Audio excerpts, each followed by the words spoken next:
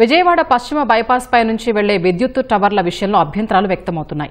అధికారికంగా ఉన్న అలైన్మెంట్కు క్షేత్రస్థాయిలో జరుగుతున్న నిర్మాణాలకు పొంతన లేదని, నిర్మాణాలు అడ్డగోలుగా చేపడుతున్నారన్న విమర్శలు వినిపిస్తున్నాయి.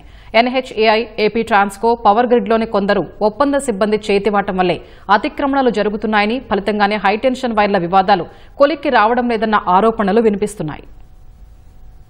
నున్న సమీపంలో నిర్మించిన టవర్ల అలైన్మెంట్ చిత్రమిది.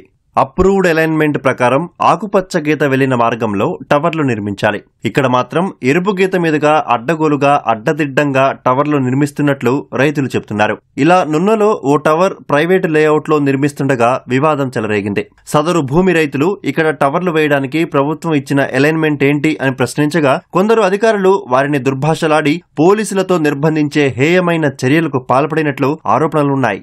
అది మేము 2012లో కొనుక్కున్నామండి. అప్పటికి ఏమీ లేదు, లేఅవుట్ ప్లాట్లు అండి.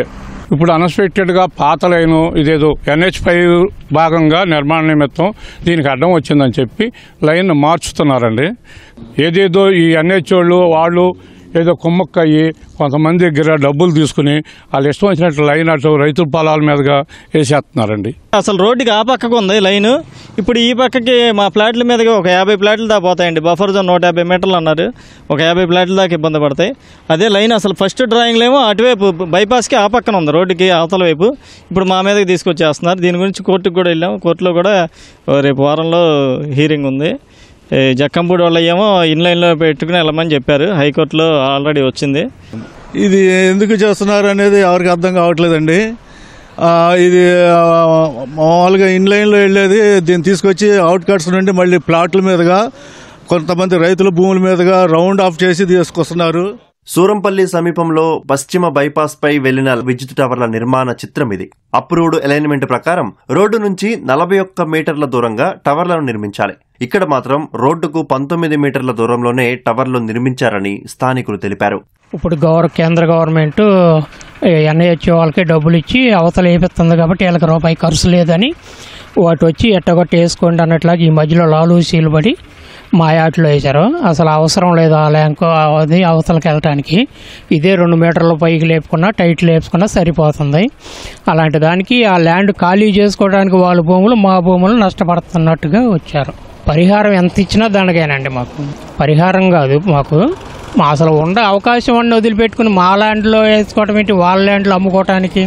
మాకు ఉన్నది 1 ఎకరం పొలం.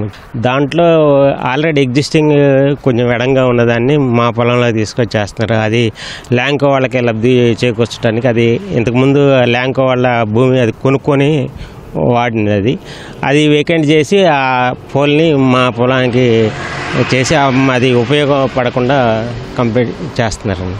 ఎగ్జిస్టింగ్ లైన్లోనే పైకి హైట్ పెంట్ వేసుకోవటం వల్ల మాకు నష్టం ఉండదని మేము అనుకుంటున్నాం. పశ్చిమ బైపాస్ రావడంతో సమీపంలోని భూముల విలువ భారీగా పెరిగింది. బైపాస్ పై 13 చోట్ల విద్యుత్ టవర్ల లైన్లు దాటుకుంటూ వెళ్లాల్సి ఉంది. ఇదే అదనుగా NH లో ఒప్పంద ఉద్యోగులు పవర్ గ్రిడ్, ట్రాన్స్కో సిబ్బందితో కుమ్మక్కై కొందరు పథకం రచించినట్లు రైతులు చెబుతున్నారు. టవర్ల నిర్మాణానికి ఇచ్చిన అలైన్మెంట్ ప్రకారం టవర్ల నిర్మాణం, లైన్లు వెళ్లే భూముల యజమానులతో మాట్లాడారని, కోట్ల రూపాయల విలువైన మీ భూముల్లో టవర్లు నిర్మించినా లైన్లు వెళ్లినా విలువలు పాతాళానికి పడిపోతాయని భయపెట్టారని స్థానికులు చెబుతున్నారు. అలైన్మెంట్ మార్చేస్తామంటూ బేరం తెగ్గొట్టారన్నారు. ఒక్కొక్కరి నుంచి భూమి విలువను బట్టి 20 లక్షల నుంచి 30 లక్షల రూపాయల వరకు వసూలు చేసినట్లు తెలిపారు. 7 నుంచి 10 టవర్ల వరకు ఇలా అలైన్మెంట్ మార్చి నిర్మించారన్నారు.